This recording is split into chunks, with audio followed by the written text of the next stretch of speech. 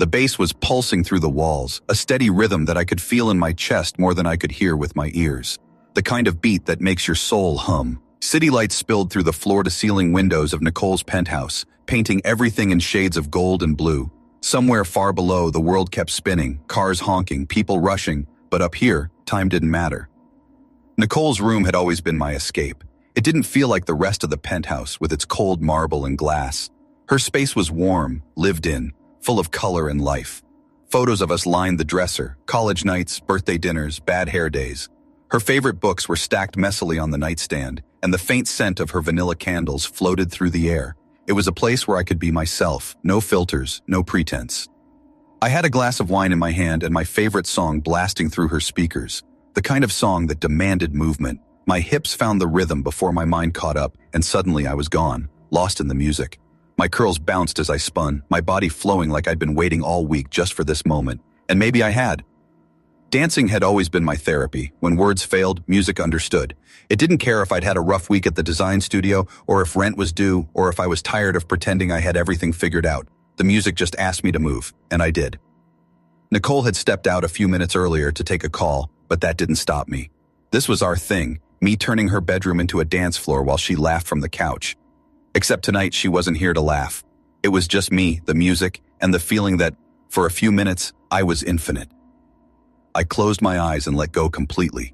My arms lifted, my head tilted back, and the city blurred behind me. I was weightless, spinning in rhythm, he kind of free that feels almost holy. My heart was racing, but not from nerves, just from joy. That wild, untamed kind of joy you can't fake. And then, I felt it. That shift. That subtle prickling at the back of my neck that told me I wasn't alone anymore. The music was still blasting, but suddenly it felt too loud. My body stilled mid-turn, my breath catching. I opened my eyes, and there he was. A man stood in the doorway, his hand resting casually against the frame. For a heartbeat, I thought I was imagining him. Tall, impossibly composed, with dark eyes that seemed to take in everything. His sleeves were rolled up, his tie loosened, but nothing about him looked relaxed. He was precision wrapped in silk. Damian Cross, Nicole's older brother, the name I'd heard whispered in business magazines and over champagne at her family events. Billionaire, CEO, the man who never smiled in photos, the untouchable one. And now he was standing there, watching me dance like no one was supposed to be watching. I froze, heat flooding my cheeks. My first instinct was panic. I scrambled for the remote, nearly knocking over my glass in the process. "Oh my God," I stammered. "I didn't realize anyone was..." He didn't move, didn't interrupt, just watched me with that unreadable expression, his gaze steady and unnervingly calm. The kind of look that makes you forget how to breathe. Finally, I managed to stop the music. The silence that followed was deafening. My heart was pounding so loud it almost filled the room. "I'm so sorry," I said quickly, trying to fill the space with words. "Nicole stepped out and I wasn't..." He tilted his head slightly, and for the first time, I saw the faintest curve of a smile tug at his lips. Not arrogant, not mocking, just intrigued. "Don't stop." 2 words. That's all he said. But the way he said them made everything inside me still. His voice was deep, smooth, like whiskey and late-night secrets. For a moment, the world held its breath. The city lights flickered outside. The air between us seemed to hum with something neither of us could name. And in that suspended second, I knew, without understanding how, that something had shifted. It wasn't just that he'd seen me, it was that he'd really seen me.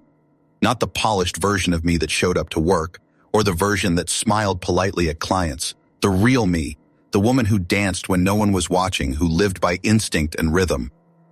"Don't stop," he repeated, softer this time. My pulse skipped, my hands trembled, and though I didn't move, part of me already had, somewhere deep, somewhere I wouldn't be able to undo later. I didn't know it then, but that moment, the music, the gaze, the heartbeat between us, was the beginning of everything. For a long moment, neither of us spoke. The air between us felt charged, like a storm was gathering but hadn't decided where to strike. Damian's gaze stayed locked on me, steady and unreadable, and I could feel my pulse racing in my throat. Nicole's voice broke the tension as she came back into the room, her phone still pressed to her ear. "Tiana, She stopped mid-sentence, her eyes darting from me to her brother. "Oh." Her tone changed instantly, half amusement, half disbelief. "You two have met, I see." I took a step back, desperate for oxygen. I was just, dancing, didn't realize anyone else was here. Damian didn't look away. You shouldn't apologize for being alive, he said quietly, his words more observation than compliment. Then, with a small nod, he added, it was unexpected, in a good way. Nicole raised an eyebrow. Wow, that's a sentence I've never heard from you before. Don't start, he warned lightly, his expression softening just enough to make me wonder what kind of brother he was when no one else was watching. Nicole waved him off. Whatever. We'll be in here if you need to. Return to your empire. Damian's mouth twitched like he wanted to smile but didn't let himself.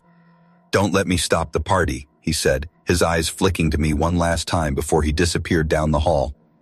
When the door closed, Nicole turned to me so fast I thought she might actually scream. Girl, what was that? I blinked. I don't know, I was dancing, and then suddenly, boom, your brother was just there. Her grin widened. He never comes in here, ever. He barely says more than 2 words to me when he's home, and he told you not to apologize? I laughed nervously. I think he was just being polite. Nicole leaned closer, eyes sparkling with mischief. No, that man was looking at you like he just discovered sunlight. Stop, I said, covering my face. You're making it weird. Oh, it's already weird, she teased, but in a very interesting way. We spent the rest of the night trying to go back to normal, wine, music, jokes, but something had shifted. Even when I left hours later, stepping into the cool night air, I could still feel his eyes on me. That look wasn't easy to forget. The next morning, life returned to its usual rhythm.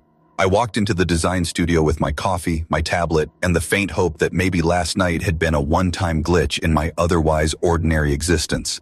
I threw myself into my work, layouts, typography, color palettes, but even the hum of creativity couldn't drown out the memory of his voice. Don't stop. By lunchtime, I'd convinced myself it didn't matter. He was Nicole's brother, a billionaire CEO with more problems than I could ever imagine. Our worlds didn't even orbit the same sun. I was just another face in a city of millions. He'd probably forgotten me already. Except, fate has a funny way of laughing at your logic. That evening, as I stood in line at my favorite coffee shop scrolling through my phone, I heard it again, that deep, warm voice that seemed to curl around words instead of speaking them. Tiana. My head snapped up, and there he was, Damian Cross, wearing jeans, a dark sweater, and a faint smile that looked almost out of place on him. For a second, I thought maybe I was dreaming. Damian, I said, my voice coming out softer than I intended. You come here? I live a few blocks away, he said, glancing around the small cafe like it was foreign territory. Needed caffeine and a break from a never-ending meeting. Guess billionaires need coffee too, I said before I could stop myself. That made him smile, really smile this time. It was subtle, but it changed his whole face, made him look younger, almost human. Mind if I join you? He asked. And that's how it started. What was supposed to be a 5-minute coffee run turned into nearly 2 hours of conversation. We sat by the window, talking about everything and nothing. Music, art, work, childhood dreams. I learned he used to play piano, but hadn't touched one in years. He learned I used to dance competitively, but now only did it alone, where no one could judge me. At one point, he leaned back in his chair and said, "You know what's strange? Everyone I talk to wants something from me. Advice, funding, a connection. You're the first person in a long time who just listens." I wasn't sure what to say, so I told the truth. Maybe you just needed someone who sees the person, not the headline. Something flickered in his eyes then, surprise, maybe even gratitude, the kind that doesn't need words to be understood. When we finally stood to leave, he hesitated at the door. "Tiana," he said, my name rolling off his tongue like he'd been saying it for years. "You make silence feel loud." I didn't know what that meant, not fully. But later that night, as I lay in bed replaying his words, I realized something terrifying and beautiful. For the first time in a long while, I was curious about someone. Not the ID of them. The person. And somehow, that person was Damian Cross. The days that followed felt strangely heavier, like the air around me carried something unspoken. My world hadn't changed on the surface. Same apartment, same job, same playlist. But inside, something was shifting. I tried to tell myself it was nothing, that a coffee with Damian Cross didn't mean anything beyond casual conversation. But every time my phone buzzed, I hoped it was him. and every time it wasn't, I felt that quiet sting of disappointment I didn't want to admit to anyone, not even myself. By the end of the week, I'd convinced myself to stop thinking about it. He was Nicole's brother, off limits, end of story. But then, on Friday afternoon, my phone lit up with a number I didn't recognize. Tiana Williams? The voice on the other end was calm, professional, female. This is Elena from Cross Holdings. Mr. Cross asked me to reach out and see if you'd be available for lunch tomorrow, noon, at the Verve. I froze, nearly spilling my coffee. The Verve? As in the Verve? Yes, she said smoothly. Mr. Cross will have a table reserved. I hesitated for half a second before answering. Tell him. Yes. When I hung up, I just stared at the screen. My stomach was a storm. Excitement, nerves, confusion. I didn't even own clothes fancy enough for a place like the Verve. But saying no didn't feel like an option. Not because of who he was, but because of how I felt when I was around him. Like I was stepping into a story I didn't know the ending to, but desperately wanted to read. The next day, I stood in front of my mirror, trying to convince myself I belonged in the reflection. I'd chosen a soft cream blouse tucked into high-waisted slacks, my curls pinned back just enough to look effortless. My best friend had texted me 50 times since I told her. Nicole, you're meeting my brother alone? Me, it's just lunch. Nicole, that man doesn't just lunch. Be careful. She wasn't wrong. When I arrived, the restaurant's glass doors opened to a world of quiet opulence, muted jazz, crystal light, the faint scent of expensive wine.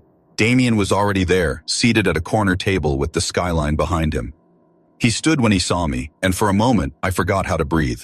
He wasn't dressed like the corporate tycoon I'd seen in magazines. A simple charcoal sweater, sleeves rolled, no watch, no tie, just him. You came, he said, his voice lower, warmer. I said I would. He gestured for me to sit, and as I did, the waiter appeared instantly, like the universe itself revolved around this man's timing.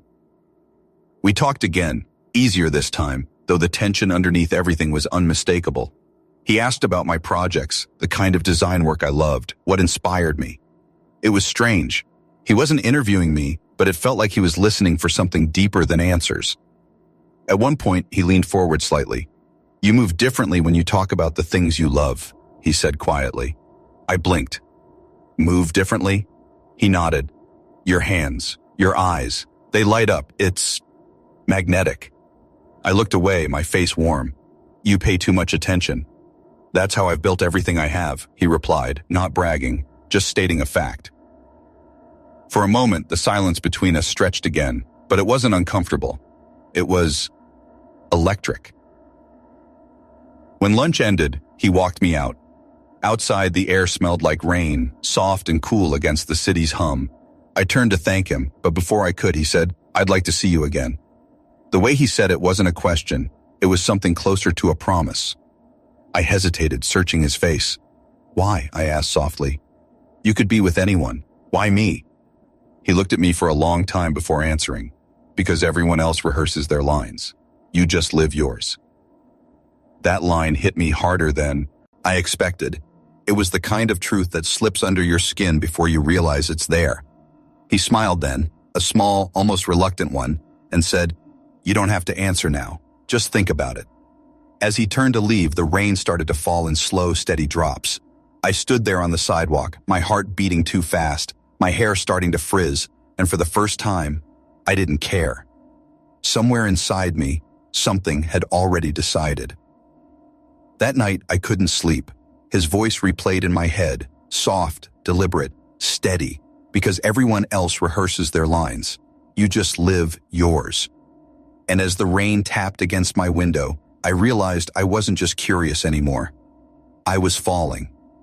And deep down, I knew that falling for Damian Cross wouldn't be easy. It would be the kind of story that changes everything, beautiful, complicated, and dangerous in ways I couldn't yet see.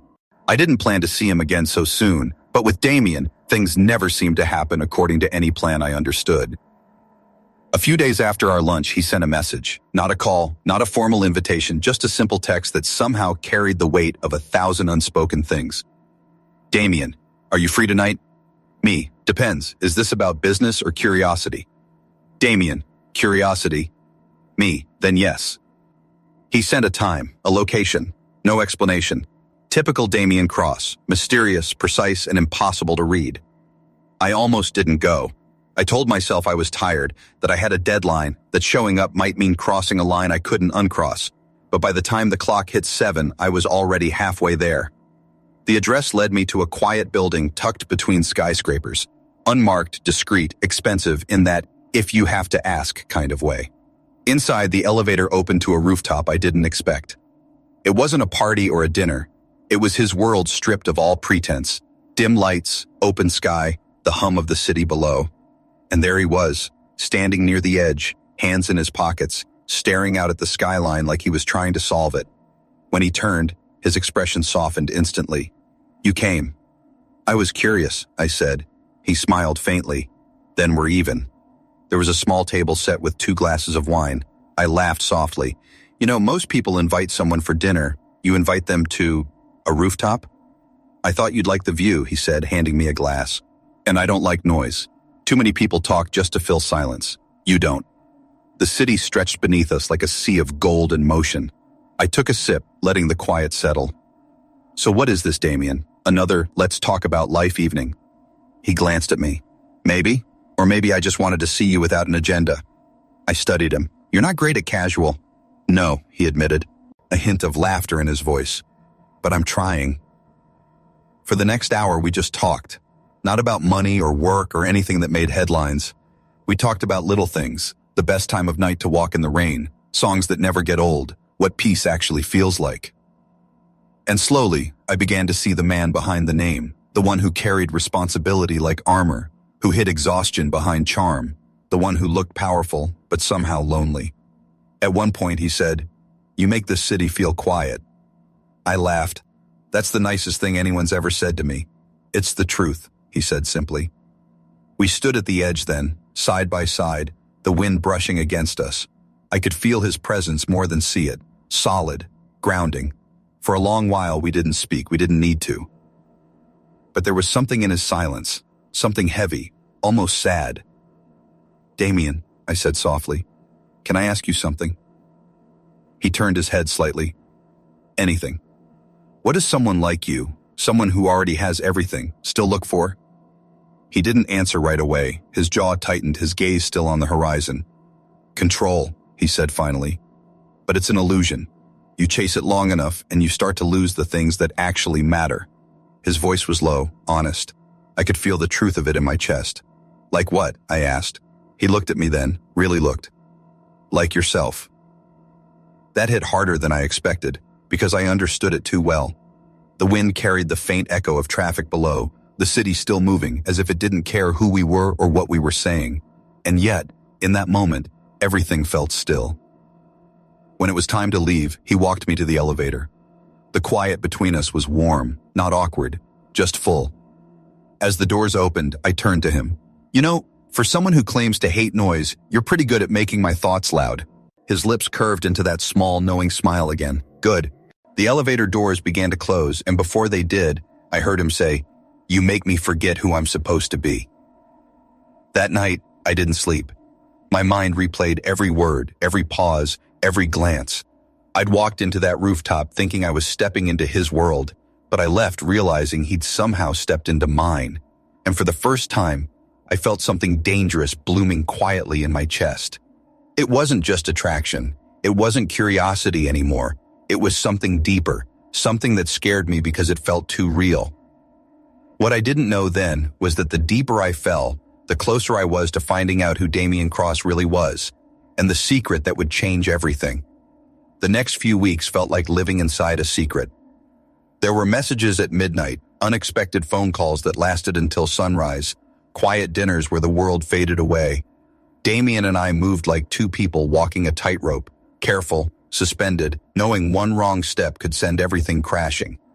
Nicole knew, of course. You couldn't hide anything from her. The night she found out wasn't even dramatic. We were sitting on her couch, eating ice cream straight from the container, when she suddenly asked, "So, when were you planning to tell me you're seeing my brother?" I nearly choked. "What? How?" She laughed. "Tiana, you think I didn't notice? He's been smiling. Damian doesn't smile unless he's closing $1 billion deal or texting you." I covered my face with a pillow, groaning. It's complicated. It's always complicated, she said softly, setting down the spoon. But that doesn't mean it's wrong. I looked at her, really looked. There was no judgment, no teasing, just warmth. You're okay with it? She shrugged with a grin. You make him human. He's been a ghost for years, Ty. If anyone deserves to see him come alive again, it's you. That night, when I got home, I found a note slipped under my door. Handwritten, clean strokes, the kind of paper that smelled faintly like cedar and something expensive. Meet me tomorrow, same rooftop, midnight. D. I told myself I wouldn't go. I told myself I needed to breathe, to think, but by 11:45 I was already on my way, heart pounding, breath fogging in the cool night air. When I stepped out of the elevator, Damian was waiting. No suit this time, no armor, just a black sweater, sleeves pushed to his elbows, hair slightly tousled like he'd been running his hands through it. Hi, I said softly. Hi, he replied, his voice low, almost shy. There was a moment, a quiet, wordless understanding, before he said, I can't stop thinking about you. Something in me broke open. You shouldn't say things like that. I mean it, he said, stepping closer. You've been in my head every minute since that day in Nicole's room. I keep trying to be rational, to be who I'm supposed to be, but then you show up in my mind and suddenly all my logic disappears. I felt my throat tighten. Damian, we're from two different worlds. Yours is polished and perfect. Mine's messy, real. People will talk. They'll twist it into something ugly. He reached for my hand, his touch gentle but sure. Let them talk. I've lived my whole life for people's approval, and it's never made me happy. You do. The sincerity in his eyes shook me. I could feel the tension building between us, not just physical but emotional, like gravity pulling us closer no matter how hard I tried to resist. Why me? I whispered. You could have anyone. He smiled faintly. That's the problem. Everyone I could have wants something from me. Access, status, control. You're the only one who looks at me and sees a man, not a name. Before I could respond, a gust of wind swept between us, and for a second, the city seemed to disappear. It was just him and me, two souls suspended in something that felt too big to name. He took another step forward. Tell me to stop, he said quietly. And I will. I didn't. I couldn't. When his lips touched mine, it wasn't a cinematic kiss. It was slow, searching, the kind of kiss that asked questions instead of giving answers. I felt every beat of his heart against mine, every tremor of uncertainty, every promise buried in silence. When we finally pulled apart, I was trembling. What happens now? I asked, my voice barely a whisper. He looked at me with an expression that was equal parts wonder and fear. Now, he said softly, we stop pretending this is something we can control. I should have been terrified. I should have run. But instead I smiled, because for the first time the man who owned half the city looked at me like I was the only thing he didn't want to lose. As I walked home later, my heart felt lighter and heavier all at once. I knew this wasn't simple. I knew the world would see us and tear us apart in ways we couldn't yet imagine. But that night, under a sky full of city lights, I didn't care, because for once, I wasn't the girl watching life happen around her. I was in it. And the dangerous truth was, I didn't want out. For a while, it felt like we could outrun the world. Days bled into nights, and nights bled into something softer. Laughter, stolen kisses, whispered confessions over takeout containers. Damian and I lived in our own orbit, protected by secrecy and the kind of love that feels like it could defy gravity. But the thing about secrets is, they never stay quiet forever. It started with a photo, one picture. A grainy image of us leaving a small art gallery, my hand brushing against his as we stepped into the night. Someone snapped it, sold it, and by morning, the internet had a new obsession. Billionaire Damian Cross spotted with mystery woman. At first, I laughed. It didn't even look like me. I told myself it would blow over, but it didn't. By the next day, someone had found my name, then my job, then my social media. My phone wouldn't stop buzzing. Hundreds of notifications, comments, DMs, some kind, most cruel. Gold digger. She's using him. Of course it's about the money. She doesn't belong in his world. It felt like standing in the middle of a storm I hadn't seen coming. By noon, people at work were whispering. My boss called me into her office, voice careful but curious. Tiana, I just need to know, do we need to prepare for press attention? I wanted to disappear. I texted Damian, hands shaking. They found out. He replied almost instantly. Damian, I'm coming to you. Me, no, please don't. It'll make it worse. Damian, then come to me. That night, I went to his penthouse for the first time since everything exploded. The building's doorman greeted me with a look I couldn't read, half curiosity, half pity. When I walked in, Damian was standing by the window, phone in hand, tension radiating off him like heat. He turned the moment he heard the door. I'm so sorry.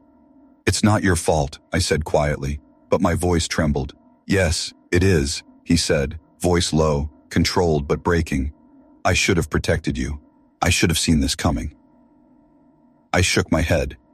Damian, you can't protect me from the entire internet. He ran a hand through his hair, frustrated. They're tearing you apart, Tiana. My PR team is already spinning stories, my board is calling emergency meetings, and my mother... He stopped, jaw tightening. I swallowed hard. What about your mother? He hesitated, then said, She wants to meet you. I laughed, but it came out sharp and humorless. Oh, I'm sure she does. He stepped closer. She'll come around. Damian, I said, looking up at him. You don't have to pretend she will. I'm not naive. He reached out, brushing his fingers along my cheek. You think I care what anyone says? I've built my life on not needing approval, but with you... His voice softened. With you, it's not about what people think. It's about what feels right. I wanted to believe him. God, I did. But when you're a regular woman standing in the orbit of a man like Damian Cross, belief starts to feel like a luxury. Over the next week, things only got worse. Reporters camped outside my building. I had to delete my social media. My parents, who lived 2 states away, called, their voices tight with worry. And then there were the whispers at work, the stares, the subtle shift from colleague to tabloid curiosity. I tried to hold it together, but one night, it all broke. I came home, locked the door, and slid down to the floor, shaking. The comments, the headlines, the endless noise, it was too much. When Damian showed up, I didn't even ask how he got past the photographers. He just walked in, dropped to his knees in front of me, and pulled me into his arms. I can't do this, I whispered into his chest. I can't live like this. Maybe everyone's right. Maybe we don't make sense. He cupped my face, eyes blazing. Don't you dare say that. Damian. No, he said firmly. Let them talk. Let them hate. I've spent my life surrounded by people who only cared about my name. You're the only one who sees me, and I'm not losing that. Tears blurred my vision. But you're losing everything else, your reputation, your family. I don't care, he interrupted. If being with you costs me all of that, it's still worth it. I stared at him, speechless. He meant it, every word, and that scared me even more. Because love shouldn't have to be a war. But with Damian, it was starting to feel like one. And somewhere deep down, I knew this wasn't the end of the storm. It was just the beginning. I used to think love was supposed to make life simpler. But standing under the harsh glow of flashbulbs outside Damian's charity gala, I realized it doesn't simplify anything. It just makes everything matter more. That night was supposed to be a statement. Damian insisted I come.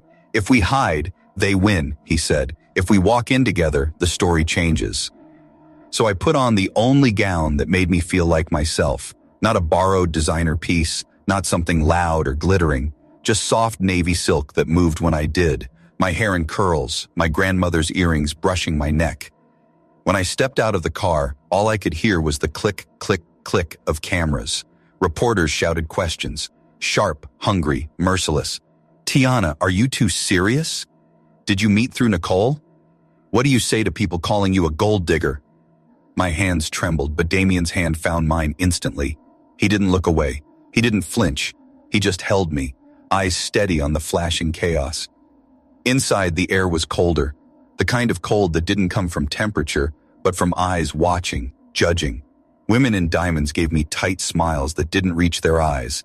Men nodded politely, curious but detached. I tried to breathe, to remember that I belonged anywhere I decided to stand. But then I saw her. His mother, Eleanor Cross. Every inch of her screamed power, the kind that didn't need to announce itself. She approached us with the poise of a queen, her expression unreadable. Damian tensed beside me. Mother, he greeted carefully. This is Tiana. Her eyes swept over me, sharp but not cruel, assessing, not attacking. Then softly she said, May I speak with you? Alone. My heart hammered. Damian looked at me, waiting for a sign. I nodded. It's fine. We stepped into a quiet corridor away from the ballroom's glitter and noise. Eleanor folded her hands. I imagine you know what people are saying. I nodded. I do. And yet here you are. Yes, I said simply. Because I love him. Something flickered in her eyes. Surprise. Maybe even respect. You love him, she repeated, almost to herself. Do you know what that means, Tiana? Loving my son means stepping into a life that devours people. It means every misstep will be a headline. Every moment of weakness will be weaponized. I swallowed hard. I know, but he's more than that life. And I'm not afraid to fight for the parts of him the world never sees. She was silent for a long time, her gaze steady and sharp. Then she sighed, not with disapproval, but with something closer to surrender. Then you're already stronger than most, she said quietly. Just take care of him. He's built everything, but he doesn't know how to rest inside it. Before I could respond, a voice echoed from down the hall. Mom? Damian. Eleanor turned to face him, her expression softening for the first time. You chose well, she said to him, then walked away, leaving us standing there in stunned silence. He looked at me, eyes wide. What did she say? I smiled through tears I hadn't realized were falling. That she sees what I see. That night, during the gala's final hour, Damian made his move. He stepped onto the stage, ignoring the murmurs of executives and socialites. Before we close tonight, he said, voice carrying through the room, I want to address something that's become very public. A ripple of tension moved through the crowd, cameras lifted. He turned, found me in the audience, and smiled. Yes, I'm in love with Tiana, and no, she's not a socialite or an heiress or anyone the media expected. She's a woman who reminded me what it means to actually live. She's taught me that power means nothing without peace, and for the first time in my life, I'm not ashamed to say happiness matters more than legacy. The room fell into stunned silence. Then, from somewhere near the back, applause started, slow, hesitant, but then others joined in, and suddenly the sound swelled until it filled the room. He stepped off the stage, walked straight to me and said, loud enough for everyone to hear, You changed my world, Tiana. Don't ever doubt that. And when he kissed me, right there in front of the entire city's elite, it wasn't for show. It was real, raw, unfiltered, terrifyingly honest. The next morning, the headlines had changed. Billionaire Damian Cross defends his love. The woman who stole the city's most untouchable heart. Not everyone approved. Not everyone believed it. But that didn't matter anymore. Because for the first time, I stopped letting the world decide what was too big for me. Months later, on a quiet morning in his kitchen, barefoot, coffee brewing, sunlight spilling through the glass, Damian turned to me with that same look he'd had the first time he saw me dance. You know, he said softly, I still remember that night. The way you moved. The way you made everything else fade. I smiled, teasing. You mean the night I embarrassed myself in your sister's room? He laughed, that warm sound I'd grown addicted to. The night everything changed, he corrected. And as the city hummed outside and the song that started it all played softly from the speakers, he reached for my hand, spun me once and whispered, Don't stop dancing. I didn't, because sometimes life really does change in a single beat.